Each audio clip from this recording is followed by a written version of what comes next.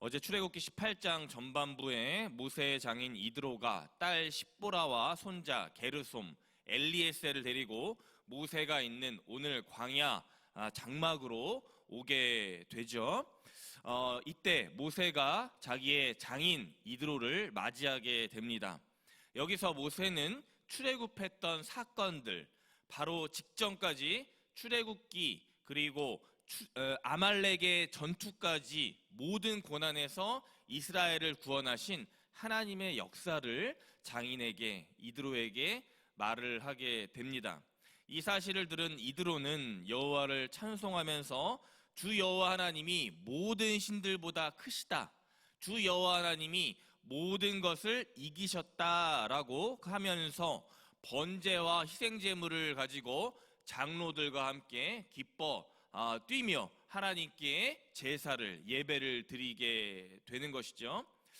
이때 아마 모세의 장인 이드로는 여호와 하나님을 몰랐거나 알았다라고 해도 그저 모든 우상들 중에 하나 정도로만 여호와 하나님을 생각했을 가능성이 있습니다. 왜입니까?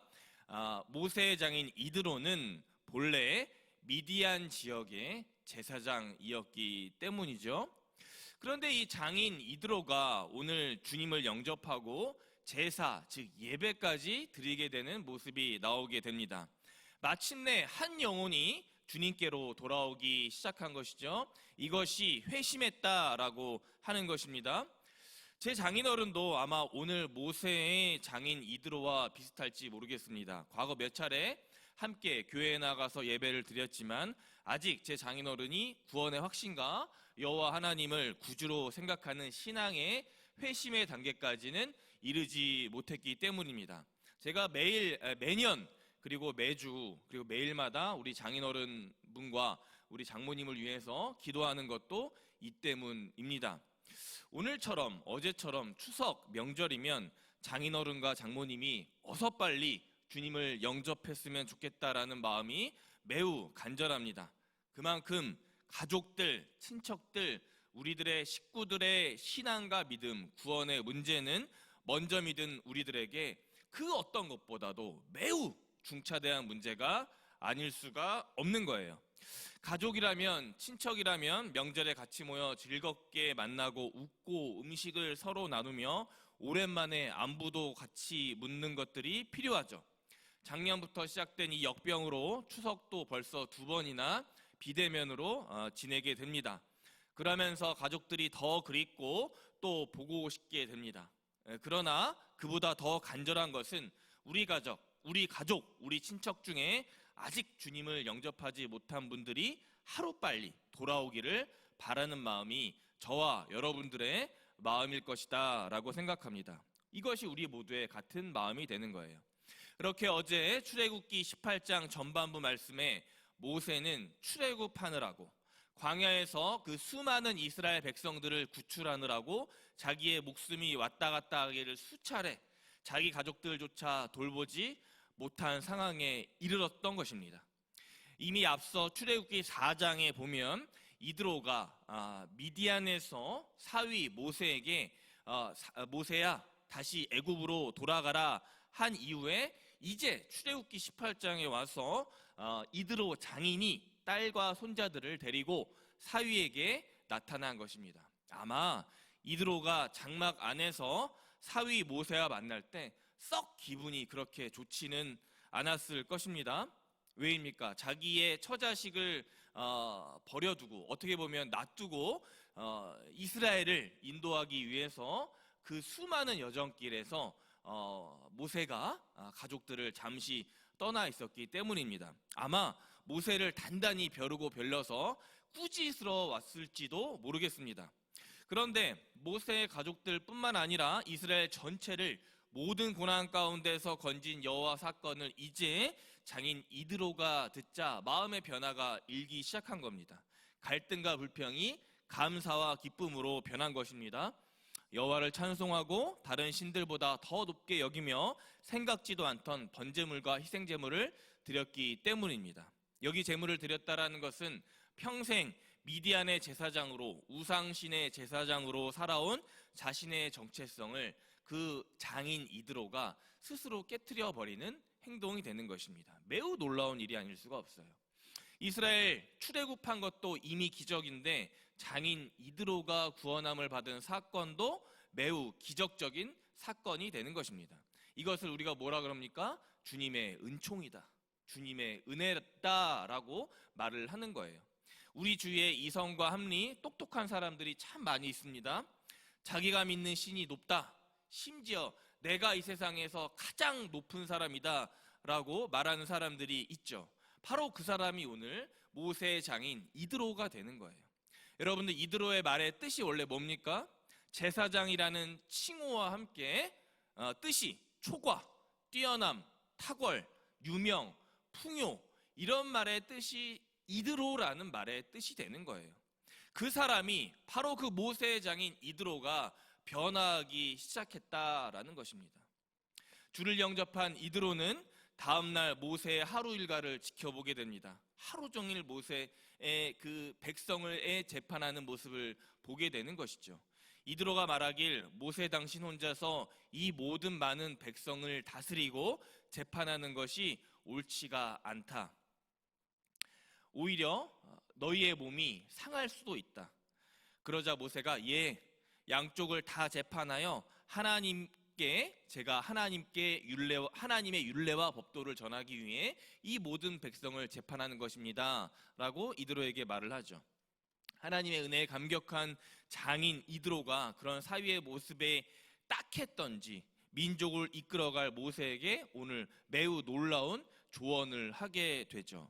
오늘 말씀 17절에 그렇게 일을 하는 것은 옳지 않다. 이렇게 혼자서 하게 되면 언젠가 나중에 필경, 기력이 쇠하니 일을 나누어서 하는 것이 좋겠다. 그리고 그들에게 율례와 법도를 가르쳐 갈 길을 보이되 천부장과 백부장과 50부장과 10부장을 세워 민족을 통치해라 라고 장인 이드로가 모세에게 권면을 하게 되는 것이죠.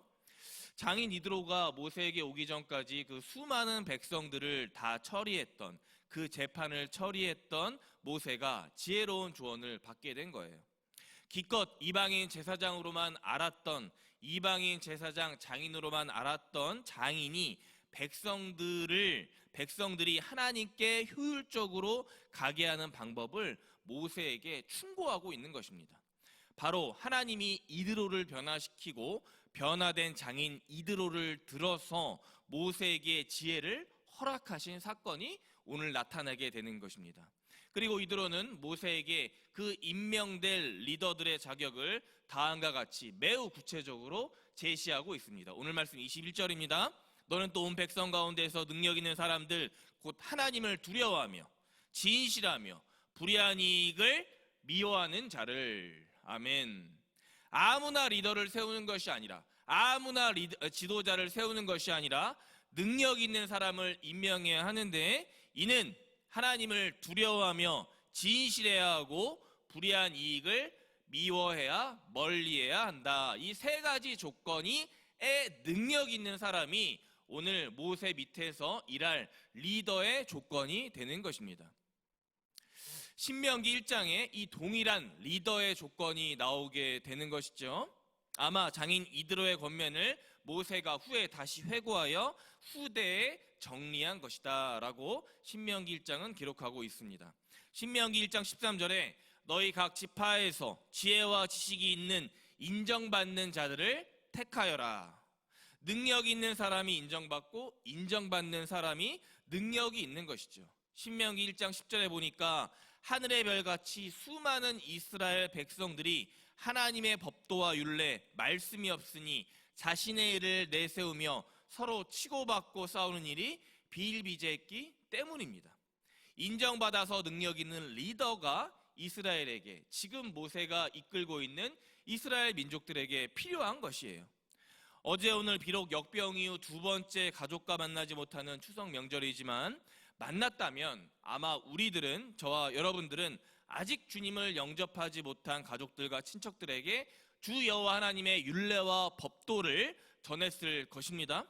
그런 점에서 우리는 이드로가 모세에게 조언했던 인정받아 능력 있는 신앙의 리더, 천부장, 백부장, 50부장, 10부장의 역할을 뭐 해야 됩니까? 가정에서 우리가 감당해야 하는 것이에요. 그 조건이 뭡니까? 첫 번째, 하나님을 두려워하여라. 두 번째, 진실하여라. 마지막 세 번째, 불의한 이익을 멀리하고 미워하여라. 이 세 가지 신앙의 덕목이 오늘 추석 명절에 우리 믿음의 성도와 리더들이 갖춰야 될 신앙의 성품이 되는 것입니다. 주님을 영접하지 않는 사람, 가족들에게 우리가 최소한 10부장 노릇을 하려면 그들에게 먼저 인정을 받고 능력 있는 성도의 모습을 몸소 보여주어야 하는 것이에요. 그래야 천부장, 백부장, 50부장, 최소한 10부장으로 발탁이 되어서 그들을 재판하고 율례와 법도를 전하는 통로로 내가 귀하게 쓰임받을 수 있기 때문입니다. 말씀을 맺겠습니다. 모세의 장인 이드로의 본명은 출애굽기 2장 18절에 르우엘이라고 말씀에 기록하고 있습니다. 르우엘의 뜻이 무엇입니까? 하나님의 친구.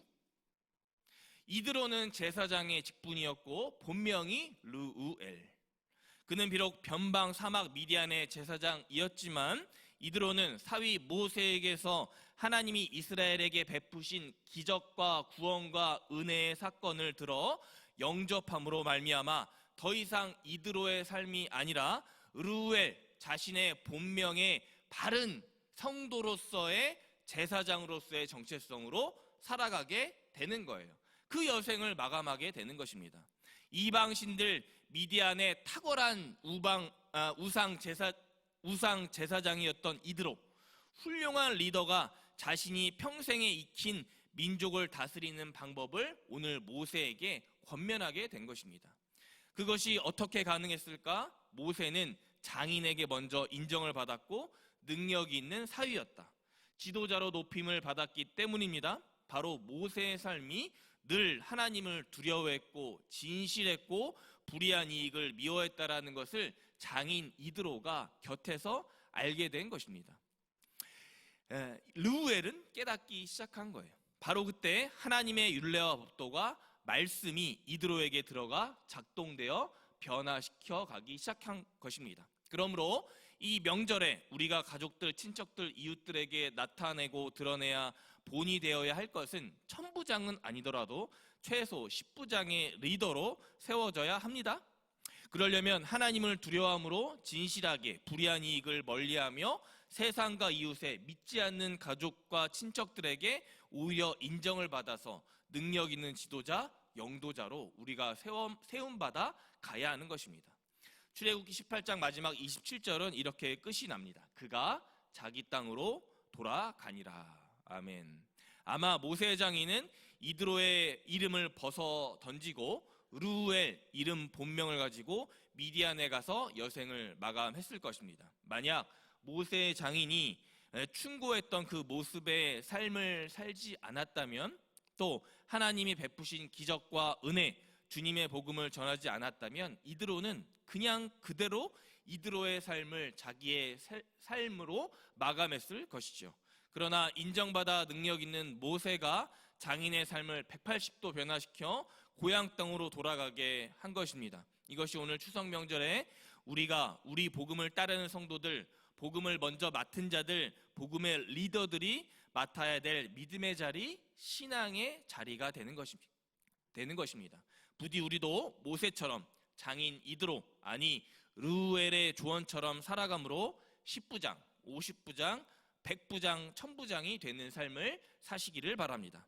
하나님을 두려워하며 진실하고 불의한 이익을 멀리하면서 복음의 리더로 본이 되어 살아가는 복된 인생들 되어서 이웃들과 친척들, 가족들에게 먼저 믿는 자의 복음의 본을 이 한 주간 나타내시며 살아가시길 저와 여러분 되시길 주님의 이름으로 간절히 축원합니다.